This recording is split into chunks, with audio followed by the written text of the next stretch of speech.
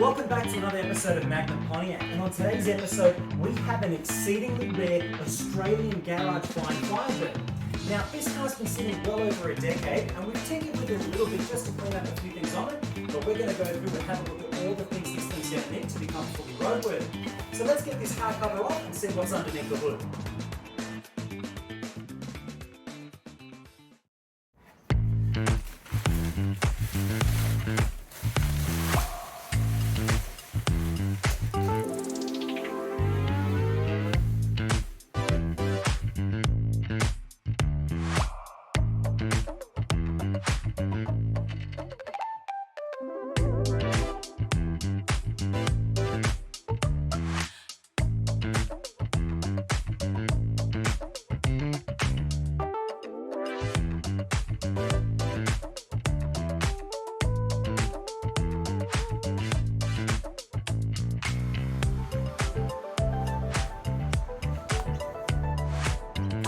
So, full disclosure, I did get this one running for a little while and I did manage to drive it here and there up to a cafe up the road or to the parts store to get some basic stuff like filters.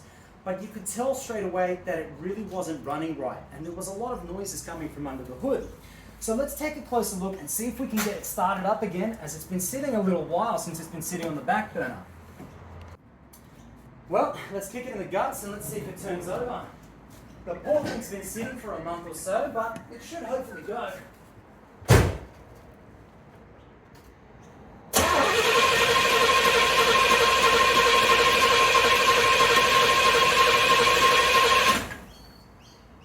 "20 minutes later. Okay, hasn't kicked over just yet. It's got fuel in it. Doesn't smell fumey. Alright, let's give it another try.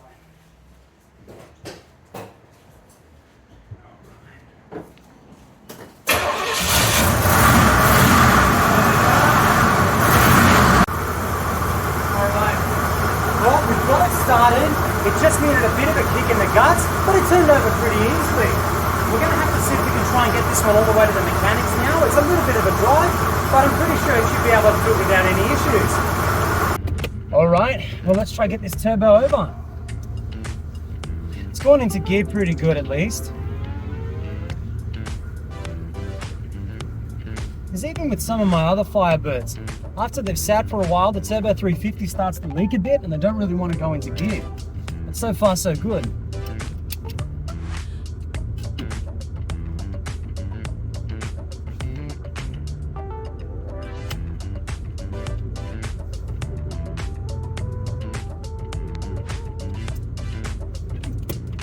Alright, straight into gear and we're off for the races.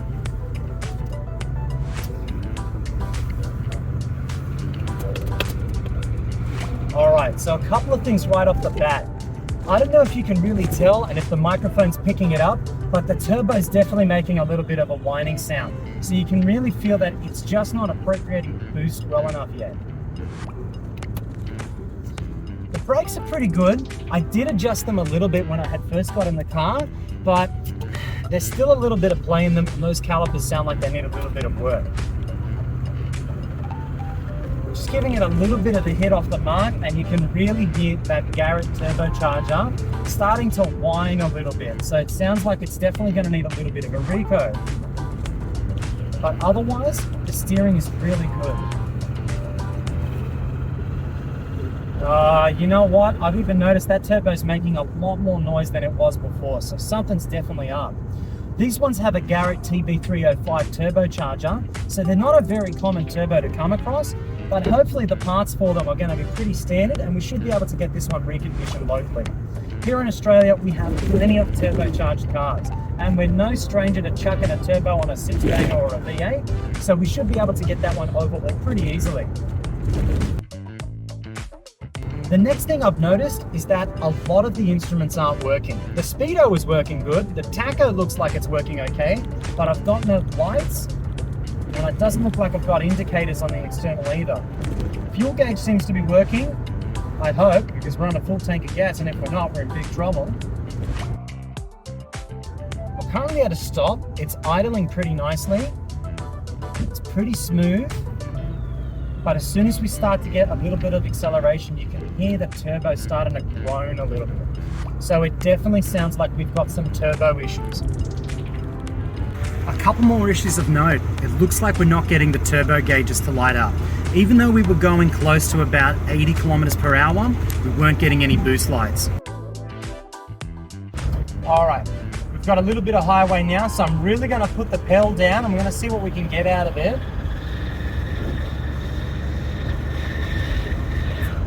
Yeah, look, it's, you can feel that it really wants to go more, but as soon as you start to hear that whine coming from the turbo, and not a good whine, you just don't really want to put it all the way down. You're scared something's going to go wrong. A couple more issues that seem to have arisen. There is a little bit of a rattle. If you're sitting at idle once the car is in drive, as soon as it goes into park, it seems to go away. The handling is really good. It's actually really nice to drive, but once you get it under load, you can feel like it wants to go, but it just sounds like the turbo's not accumulating boost. There's that squeal again. Stopping and starting and idling nicely, but I think we have some power issues too, some electrical issues. I've noticed the oil pressure gauge is going a little bit ballistic. It's bouncing up and down, but it's holding between 40 to 80 PSI. So it looks like the oil pressure on this one's okay as well. Either this thing is revving at a very low RPM or the tacho's just not very responsive because it hasn't really moved past 1,000 RPM. I will say it's been really smooth to drive. The only real issue is that it just doesn't have that throttle response. It could be attributed to the 301 turbo kind of being underpowered, but I've really got to say, compared to some of the other Trans Ams I've driven, my 403 WS60A, a 1971 Formula 400 4-speed, my 1978 WS6 W72s, it really drives nicely and you still really feel like you're getting that low-end torque. It moves down the highway without any issue. Once you start to gain a little bit of speed, you really feel like the car is starting to take off, but you can feel that it's just not all the way there. Now that could be due to the issues with the turbo making a bit of noise, or maybe it's not accumulating boost, but once it's underway, you can really still feel the thing start to move. Like, I know the 301 turbos are supposed to be underpowered, but comparing driving this to my 403 WS6 or my W72, even my 71 Formula 400 4-speed, it just feels nicer to drive. Like, I will say there is no play in the steering. That could be because this one's actually not optioned with the tilt steering wheel. Or maybe it could just be due to all the suspension being untouched and all original, but it drives really tight.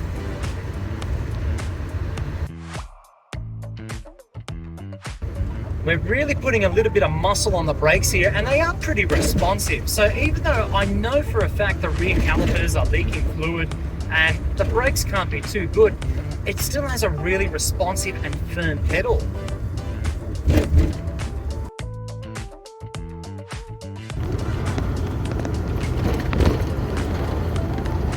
All right, we've got a good stretch of road. Let's hit it.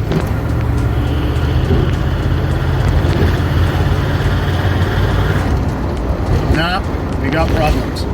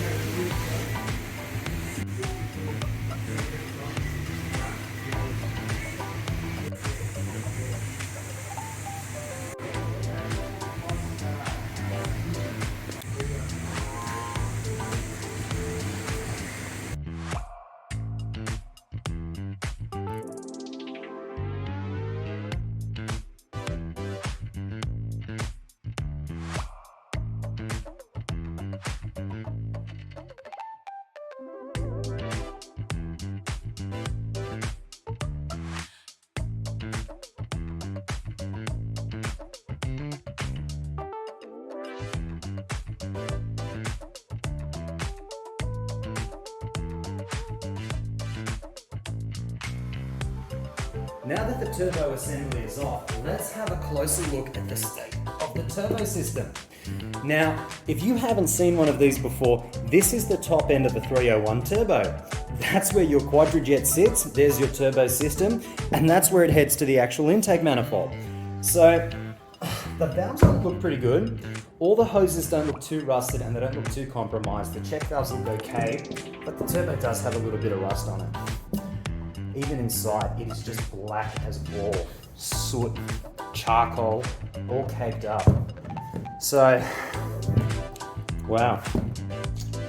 Yeah, the turbine blade seems to spin freely. Like it moves, you can barely see it in it because of how dark it is. But it's in there, it does spin freely, but there's no play in it at all. Like you can't push down on it, it's not... It doesn't feel like there's actually anything wrong with it. Like I've got a couple of 301 turbo engines and I've pulled a few of those turbos off, but it's not tight at all, it's not shaking, it's not wobbling. A couple of the other ones I had were really loose, like you could tell there was something immediately wrong with them. So maybe the setup wasn't the issue, but you can see where there's heaps of oil that's been dripping out of the turbo, so maybe it's the seals that have gone. Either way, it was making a lot of noise, but it looks like it's in pretty good condition. Aside from some oil overspray, all the valves, everything looks really nice. Maybe it was a 29,000 mile car based on this thing. One more thing we've taken out to get reconditioned is the original E4ME quadrajet. Now, what's an E4ME? Well, if you've never seen one of these 1981 computer-controlled GM carbs, they actually have all of these electronic adapters on them. It's not an electric choke, it's... Geez, I don't even know what it is. It's got something to do with spark and detonation control. I mean, looking at the base of this quaddie, I don't know if those are meant to be there. It looks like it's had some damage done to it. I don't think it's been redone before because it's really... It's not dirty, but it's not clean. It's not too seized or rusted or anything like that, but the body looks really good on it. You can maybe see the part number there, but that's the specific one for a 1981 Turbo Trans Am. These ones have specific metering rods. I think the rears are coded DX because they're specifically meant for those turbo engines and the computers. So I do have someone who is familiar with these electronic quadrajets that have all of these plastic adapters, and hopefully he's going to be able to get this thing turned around quick enough so we can get it back on the road. Now, if you didn't believe that this car has been sitting for as long as I've said it's had, have a look at these calipers. They are completely toast. Like, you can see where all the brake fluid has been leaking out and seeping throughout the rest of the caliper. It has completely corroded these out. I don't know how I was managing to drive and stop this thing with how bad the brakes were. I mean, just have a look at some of the other calipers on it. This one's even worse. You can't even see what parts aren't corroded. The whole caliper seal looks like it's completely seized. All right, this one's particularly bad. But for 40-year-old original calipers, I don't know what you really expect. Being a four-wheel disc brake car as well, actually, man, come on. I mean, like, have a look at that. That is actually beyond toast. Like, I knew it was leaking brake fluid, but these are absolutely disgusting. I'm gonna go get these ones dropped off. I'm gonna have these original ones rebuilt. I know you can get new ones or remanufactured ones, but I think it's gonna be better to completely put a new kit through these, have them blasted, painted, and cleaned up like they're new.